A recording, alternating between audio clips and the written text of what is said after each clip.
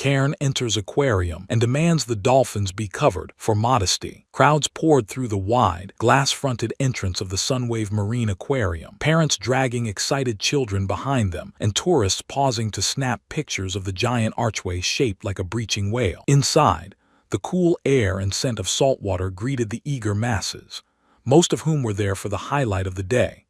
The dolphin show scheduled for noon at the stadium by the far end of the complex. It was a cheerful scene, full of energy and anticipation, with kids chattering about their favorite sea creatures and parents grateful for the brief reprieve that an hour-long performance could offer. Among the crowd, weaving her way through with a grimace of disapproval etched deeply into her carefully made-up face, was Karen, a middle-aged woman dressed in a beige sun hat far too large for indoor wear, oversized sunglasses that reflected her surroundings like mirrored domes, and a pastel shawl that fluttered around her arms like she was shielding herself from some invisible corruption. Pushing a designer stroller with one hand and clutching her phone in the other, Karen muttered to herself with increasing frustration as she glanced at her watch, and then at the printed schedule she had already highlighted and annotated in pink ink. Her children trailed behind her reluctantly.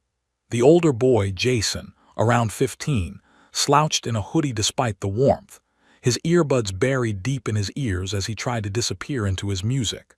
The younger one, Lily, about 8, was trying to balance a stuffed sea otter on her head while skipping to keep up. Karen's voice cut through the din as she barked orders at them to stay close and not touch anything, especially that sticky railing that probably has diseases. When she saw the long line of people forming for the Dolphin Stadium, she let out an exaggerated groan and muttered, "This is what happens when people don't plan. I told them noon sharp." She marched past the families already seated, muttering "excuse me" with an air of superiority, then settled into a row marked "reserved for staff guests," ignoring the sign completely. As she arranged her bags and began unpacking hand sanitizer, a reusable snack container filled with kale chips, and a thin pamphlet on natural energy fields and their effect on children, she scowled at the stage ahead where the trainers were preparing for the show. The arena was packed, the splash zone brimming with kids in ponchos, and an announcer's voice echoed cheerfully over the speakers as he introduced the Dolphins by name. "Let's give a warm welcome to Splash, Bubbles, and our newest addition, Sunny." The audience erupted in cheers as 3 sleek, gray dolphins leapt into the air in unison, their bodies arcing like liquid silver, crashing back into the water with joyful precision. Children clapped, parents filmed, and the trainers on the platforms gestured with whistles and hand signals. Everything was going beautifully until Karen noticed something. She had been watching with a narrowed gaze, arms crossed tightly across her chest, lips pressed so firmly together they were nearly invisible. Her eyes widened when Splash, the lead dolphin, swam close to the glass barrier and performed a full-body roll, exposing his belly for a brief moment. She gasped audibly, grabbing Lily and turning the child's head away as if she had just been exposed to something profane. Her eyes darted around, but no one else seemed to notice or care. Clenching her jaw, Karen stood abruptly, drawing the attention of those sitting nearby, and raised one hand into the air like she was waiting to be acknowledged at a PTA meeting. "Excuse me," she called out, her voice slicing through the applause and cheerful commentary. The announcer faltered slightly, caught off guard, but continued speaking. Undeterred, Karen waved both arms now. "Excuse me, I need to speak to whoever is in charge of this facility immediately." The show didn't stop, but several heads turned toward her. A nearby usher approached hesitantly, whispering, "Ma'am, please sit down. The show is in progress." But Karen wasn't having it. She gestured violently toward the water. "This is a family event," she shouted. "A family event, and you're just allowing these animals to flaunt themselves indecently in front of children. My daughter just saw a dolphin nipple. She is 8. There was a stunned silence in the rows around her, followed by a few confused chuckles and the sound of someone whispering, "Wait, what did she say?" The usher blinked. "I'm sorry, did you say?" Yes, Nipples, do you not see what's happening? That dolphin just exposed himself to my family. This is disgusting. Where are the modesty coverings? This is public exposure. Jason, still slouched beside her, sank lower into his seat, pulling the brim of his hoodie over his face. "Oh my God," he mumbled. "Please stop." The usher tried to speak, but Karen continued, her voice rising with every word. "I have every right to demand that these animals be appropriately clothed. This is the 21st century, for goodness sake. We do not allow nakedness in public for a reason. Why should the rules be different for dolphins just because they can't talk? This is animal indecency, and I will not allow my children to be subjected to it." The trainer on the stage finally signaled for the music to pause and walked to the edge of the platform. Taking the microphone, she addressed the situation as diplomatically as she could. "Hi there, ma'am.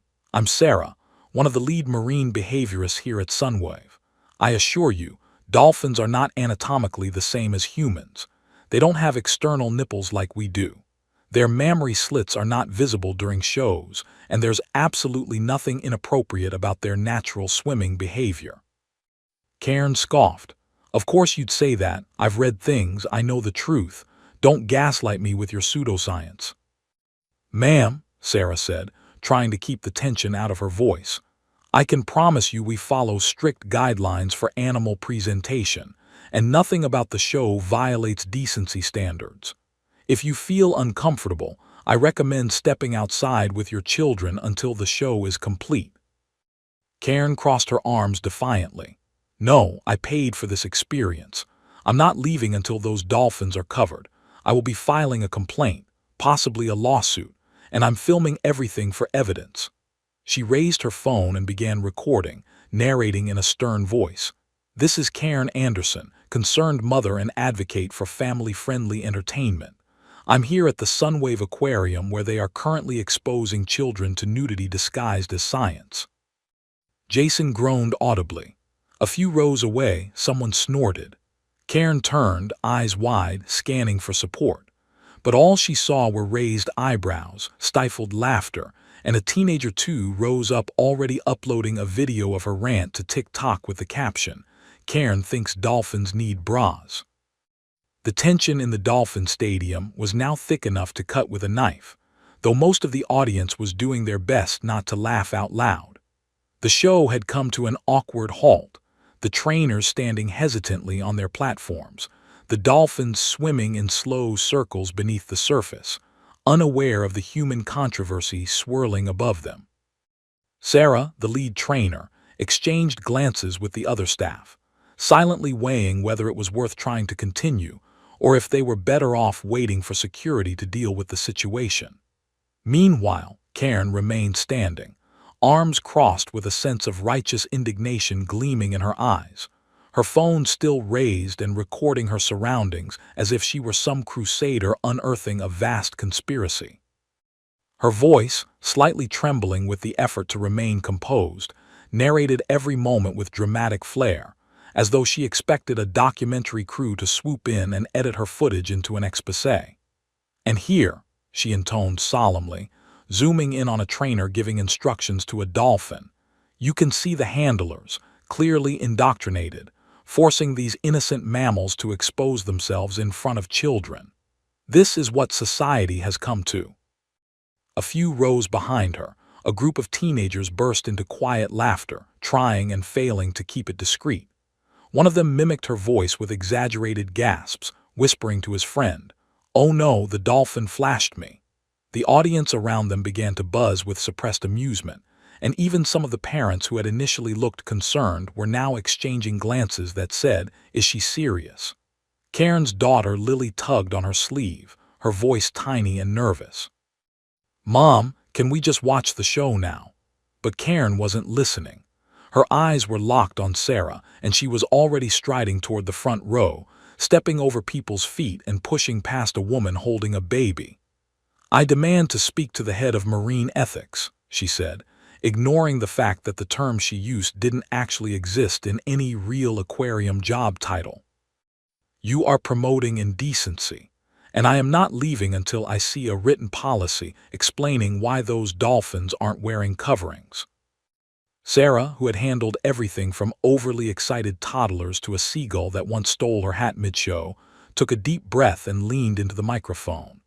"Once again, ma'am, dolphins do not wear clothing. They are marine mammals, and they're not anatomically similar to humans in the way you're suggesting. Their bodies are naturally streamlined for swimming.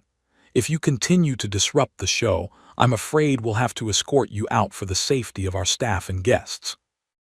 That was the spark that lit the powder keg. Karen reeled back as though slapped, scandalized beyond reason. "Escort me for standing up for children. You're siding with nudity over a mother's right to protect her daughter's innocence." She turned around to the audience, trying to rally them to her cause. "Are none of you seeing this? Have we all become so numb that we're just fine with dolphin nudity now? What next? Shirtless sea lions, bikini-clad belugas." The absurdity of her words sent a ripple of muffled laughter through the stadium, and someone near the back actually yelled out, "Can't wait for the jellyfish burlesque act." The laughter turned into a minor wave of chuckles, and even one of the younger trainers bit their lip to keep from smiling. Karen's face went red with fury as she spun back toward Sarah. "I'm not laughing.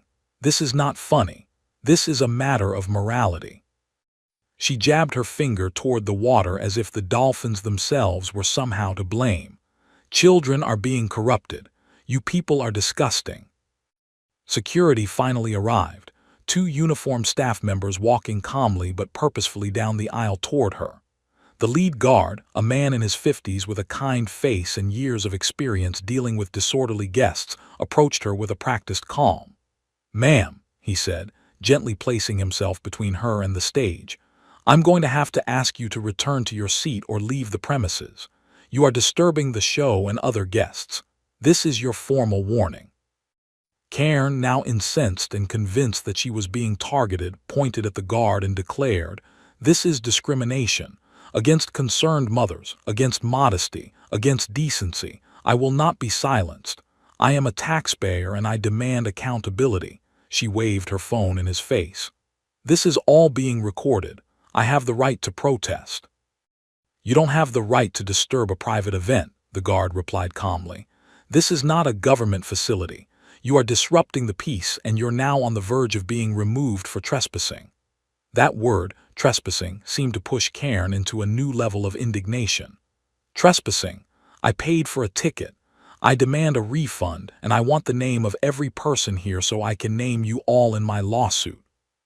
Especially her," she added, pointing dramatically at Sarah, who stood with her arms folded, entirely done with the situation. "You're the one responsible for this perversion of marine education." Jason, still buried in his hoodie, finally spoke, his voice loud and cracked with embarrassment. "Mom, please, just stop. You're humiliating us. They're dolphins. They don't even have just stop." Karen turned, betrayed, eyes wide with disbelief.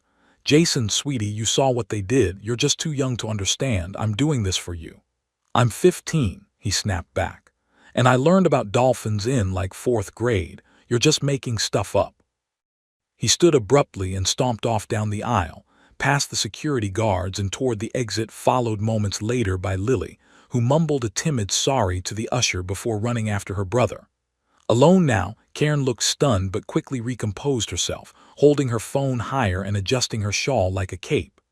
"There go my children," she said into the camera, her voice dripping with melodrama. "Traumatized, brainwashed by a society that's forgotten virtue. But I will not give up. I will make this place answer for what they've done." Security made one final offer to escort her out quietly, but she refused to leave without a scene. When they gently took her by the elbows to guide her toward the exit, she began chanting, "Cover the dolphins! Cover the dolphins!" Her voice echoed throughout the stadium as the audience, now fully caught between shock and laughter, began recording her on their own phones. Within moments, the first few videos had already hit social media, and hashtags like Cover the Dolphins and Karen vs Aquarium were starting to spread. And as Karen was led out the gates, yelling over her shoulder that she was manifesting change, the dolphin show resumed at last, with a final leap from the Dolphins that soaked the front row and earned thunderous applause, an ironic encore to one of the strangest disruptions the Aquarium had ever seen. Outside the stadium, beneath the towering glass awning that overlooked the central aquarium plaza, Karen paced furiously in front of a decorative tide pool display. Her sandals slapped against the stone walkway with every step, her oversized sun hat now crooked atop her head, bobbing wildly as she jabbed her finger at her phone screen, muttering breathless fragments of narration as her live stream audience slowly climbed from dozens to hundreds. "This is the hill I will die on," she declared into the camera, her tone straining under a mixture of indignation and performative martyrdom. "Today it's Dolphins. Tomorrow it'll be something worse. Our children are being slowly desensitized and no one wants to listen. Not the trainers, not the security guards, not even my own children." Her voice cracked just slightly, and she tried to compose herself with a deep inhale. The camera shook as she paused to open her tote and pull out a pre-folded protest sign made from a piece of cardboard that had once been the back of a cereal box. Written in bright marker were the words, "Marine morality now. Demand dolphin decency." She raised it high above her head, adjusted her phone's angle to frame both her face and the banner, and marched to the entrance gate. The aquarium staff at the front had already been alerted by radio, and when they saw her approaching, 2 employees discreetly positioned themselves on either side of the entrance. Karen, undeterred, slowed to a halt in front of the main doors and planted her feet like a warrior claiming sacred ground. She placed her phone on a small collapsible tripod she carried in her purse, adjusted it for optimal angle and hit record. "I've been silenced," she said solemnly, "but I will not be erased. This institution promotes the exposure of innocent minds to indecent creatures. They laugh, they mock, but this is about family values. I'm beginning a peaceful protest, right here, right now, until change is made." A few passers-by paused, uncertain whether this was performance art, a prank, or a genuine demonstration. One father, holding the hand of a sticky-faced toddler, whispered to his wife, "I think that's the dolphin lady from TikTok." The woman snorted. "The one with the nipples thing." Karen heard this and turned to them, sign in hand, nodding with righteous authority.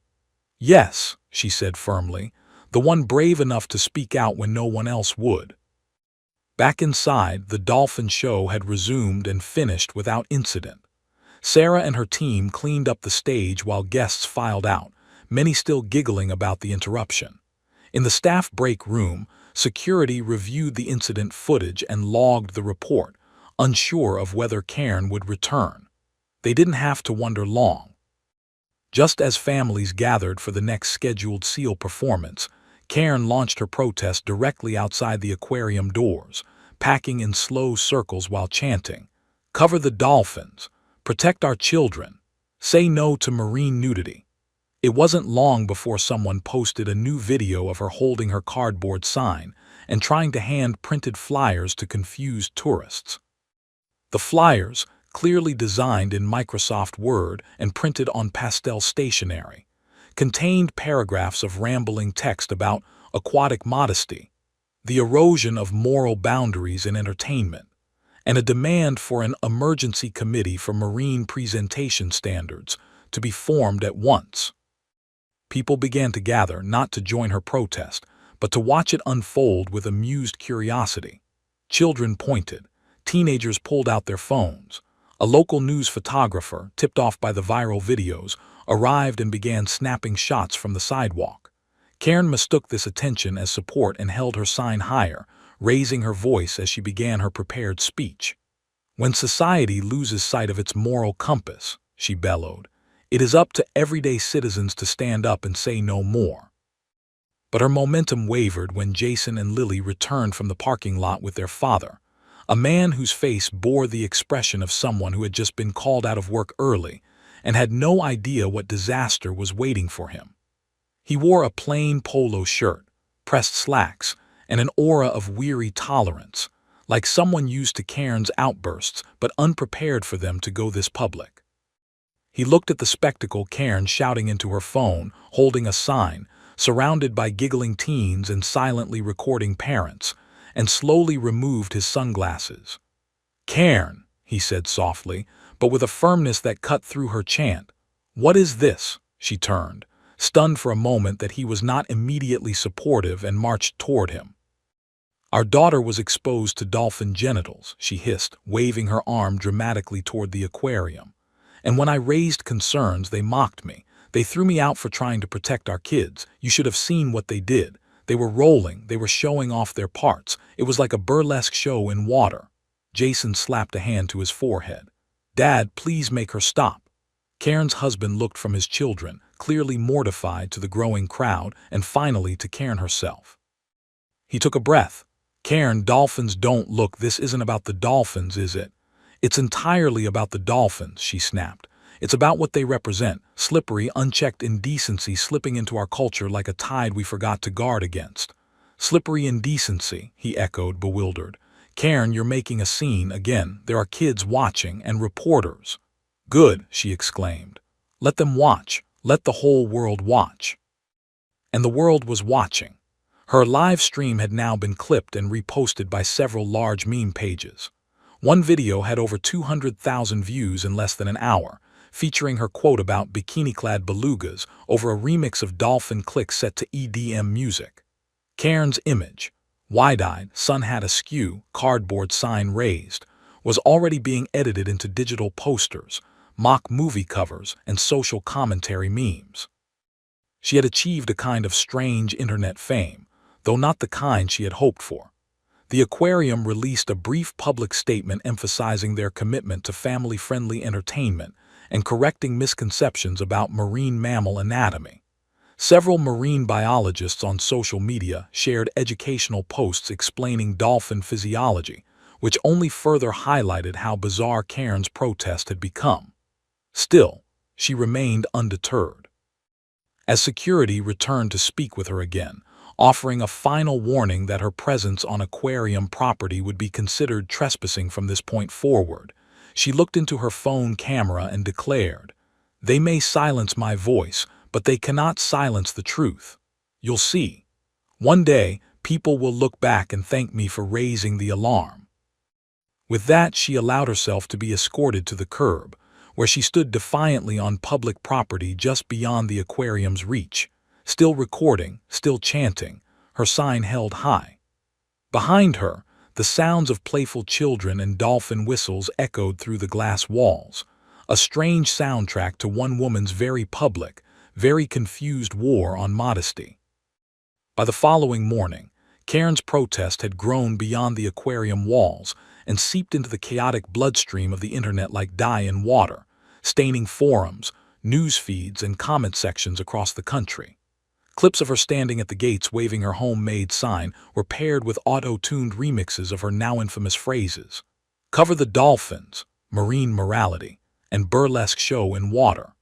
Memes spread faster than any carefully organized campaign could ever hope to. Her outraged expression, framed by her crooked sun hat, had been photoshopped onto everything from movie posters to religious paintings. A satirical petition to legally require swimwear on all aquatic mammals in public performances had reached 20,000 signatures overnight. Cairn, meanwhile, was up before dawn in her living room, surrounded by open laptops, her phone mounted on a flexible tripod clipped to a houseplant, and stacks of highlighted printouts beside her, printouts she had labeled evidence. Her live stream began with a solemn expression, lips pursed tightly, chin lifted like a general preparing troops for battle. "We've been mocked," she declared to the small but loyal audience that had now grown into the low thousands. "We've been laughed at, ridiculed, called names, but that's what happens when you speak the truth. The truth makes people uncomfortable. I'm not afraid of that discomfort. I welcome it." She adjusted the lighting and continued, now speaking with a cadence that mimicked political pundits and televangelists alike. "This is bigger than dolphins. This is about the soul of public decency. If we don't take a stand now, where does it end? Naked manatees, whales without waistbands. We must draw a line somewhere." She leaned forward toward the camera, her voice dropping to a whisper like she was sharing something sacred. "They want you to believe this is about biology. It's not. It's about boundaries, and those are eroding one dolphin flip at a time. Outside the bubble of her makeshift war room, however, the world was laughing. Local morning shows ran segments on Karen versus the Aquarium, with anchors chuckling through edited clips of her chants layered over cartoon sound effects. Radio hosts joked about sea creature fashion lines.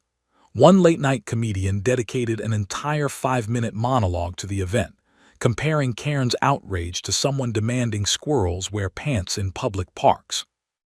Even educational YouTube channels had begun to join in, releasing detailed breakdowns of dolphin anatomy with tongue-in-cheek titles like "Why Dolphins Don't Need Bras," a marine biologist's guide. Despite the tidal wave of mockery, Karen clung to her newfound purpose with the tenacity of someone who believed she had been chosen for a higher calling. Determined to escalate her cause, she contacted a small local newspaper known for printing conspiracy-laced letters to the editor. They agreed to publish her op-ed, though mostly out of amusement, under the bold headline, "My War on Dolphin Indecency, a Mother's Plea for Modest Marine Life." The piece was a rambling, emotional treatise that invoked everything from the fall of Rome to obscure biblical passages about guarding the eyes. She mailed physical copies to city council members, aquarium board directors, and even a senator whose staff immediately pinned the article to their office corkboard under the label Best of the Week. Fueled by this perceived victory, Karen organized a second protest, this time promoting it across every platform she could manage. By noon that Saturday, she returned to the aquarium, armed with a larger sign, a portable speaker system, and a folding table covered in laminated flyers and petitions. She wore a visor that read "Protect Marine Modesty" in glitter letters, and had printed t-shirts with dolphins drawn in cartoon swim trunks. While she expected a crowd of fellow activists, what she got instead was a swarm of influencers, journalists, curious locals, and even a costumed dolphin mascot hired by a nearby college prank group to dance mockingly just behind her. The crowd chanted slogans, but not hers. Instead, they gleefully parodied her talking points, holding signs that said things like "Free the blowholes" and "Slippery and Proud." A marching band from a local high school arrived and began playing an upbeat remix of the viral Dolphin remix, the brass section blaring with ridiculous enthusiasm. Karen stood at her table, jaw clenched, gripping her sign so tightly her knuckles turned white. She tried to keep speaking into her megaphone, but the cacophony drowned her out. Every time she started her prepared speech, a chorus of people dressed in inflatable dolphin costumes danced behind her or mimicked her arm-flailing protests. At one point, a group of kids ran by tossing plastic beach balls marked "Censorship Sucks," laughing uncontrollably. She turned to one of the reporters filming and shouted, "This is harassment. This is spiritual warfare." But even the reporter, trying not to laugh, simply nodded and asked, "And how exactly do you plan to enforce dolphin dress codes in open water?" Karen sputtered, caught between fury and confusion, before launching into a convoluted explanation about full-body aquatic bodysuits and marine sanctuaries that followed Christian principles of exposure limitation. Her husband and children, wisely absent from the event, were at home pretending it wasn't happening. Jason had deleted all social media and refused to go to school Monday, dreading the inevitable dolphin jokes. Lily had taken to pretending her mother was a character in a TV show, but Karen refused to back down. In her mind, the laughter wasn't mockery, it was persecution. It was proof that she was right, that she was exposing something they didn't want the world to see. "They're scared of me," she told her live stream. "Scared of the truth, that's why they laugh." Eventually, aquarium security, more amused than angry, approached and reminded her she had been officially banned from the premises and was now trespassing. She responded by stepping exactly 1 inch outside the painted boundary line on the sidewalk and shouting, "This is public land. You can't silence me here." When they informed her that blocking pedestrian walkways and distributing unapproved materials still violated city ordinances, she declared it a constitutional crisis and called a lawyer, one who immediately hung up after hearing the nature of the case. As dusk fell and the crowds thinned, Karen remained at her table, alone now except for her camera and a few curious pigeons pecking at dropped flyers. Even in solitude, she remained convinced she had sparked something real, something righteous. She held her sign in one hand and her phone in the other, whispering into the live stream like a prophet in exile. It always starts with one voice, one stand. They can laugh today, but tomorrow they'll understand. Behind her, the lights of the aquarium glowed soft and inviting, a peaceful blue illuminating the massive dolphin tank through glass. Inside, the dolphins swam in gentle loops, unbothered by the human chaos that had unfolded just outside their habitat, indifferent to modesty or shame, graceful and free in a way Karen could never understand. The final week of Karen's crusade unfolded with all the trappings of a social movement gasping for relevance, desperate to maintain momentum even as the world moved on. The internet, ever fickle, had already shifted its gaze to newer spectacles, fresher controversies, and viral distractions. The satire accounts that once churned out remix after remix of Karen's dolphin debacle now poked fun at her dwindling audience, captioning screenshots of her livestream with biting sarcasm like Day 9. Still no dolphin pants, still no support. Her online followers, who once numbered in the thousands, had shrunk to a fraction, many only lingering out of morbid curiosity or the hope of witnessing another meltdown.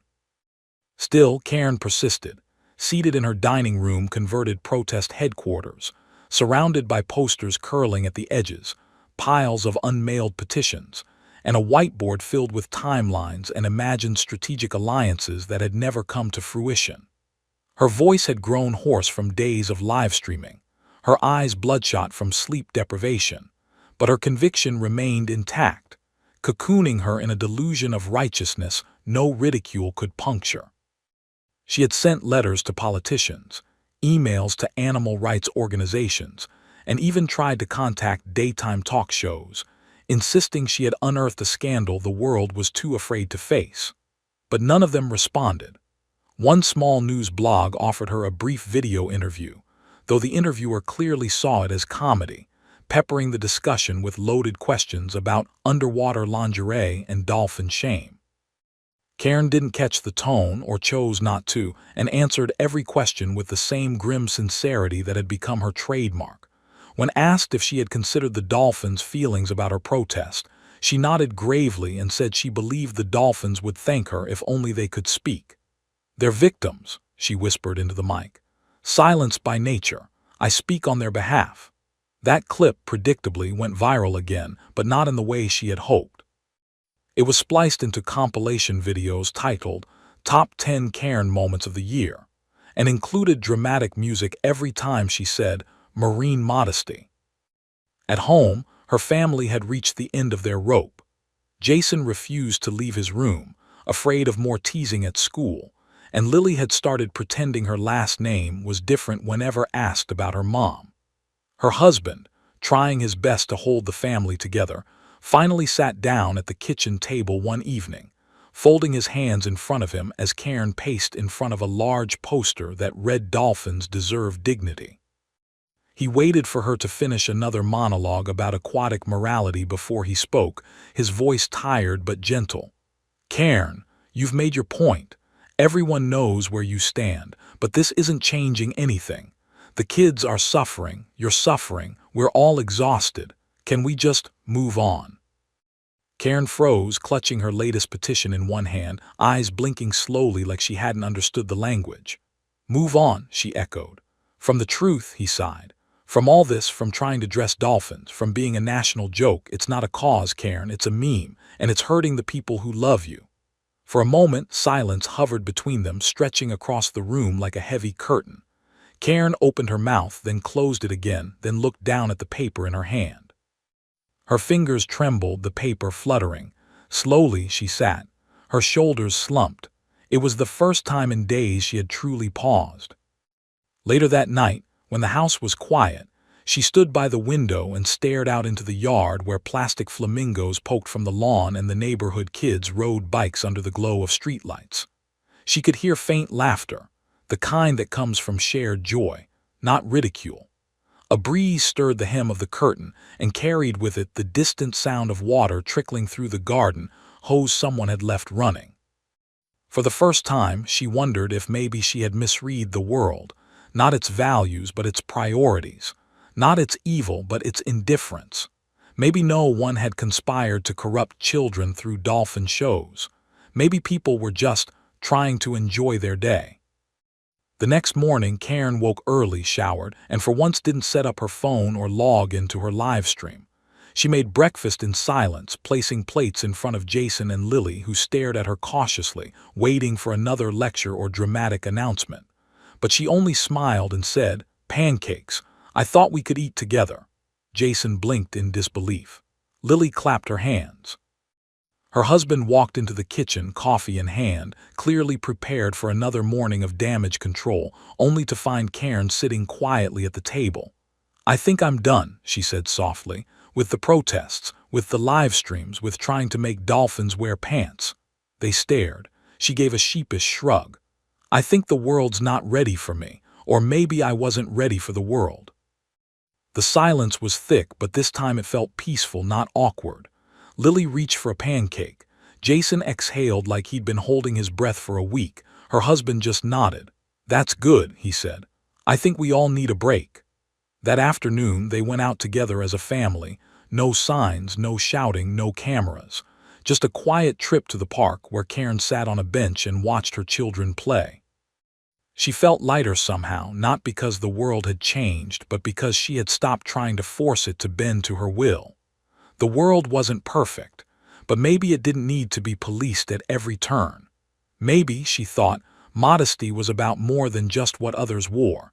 It was about knowing when to be still, when to listen, and when to let go. The internet moved on as it always does. Her name stopped trending. The memes faded. The aquarium saw a surge in visitors, many of whom came just to see the now semi-famous dolphins and chuckle at the infamous splash zone.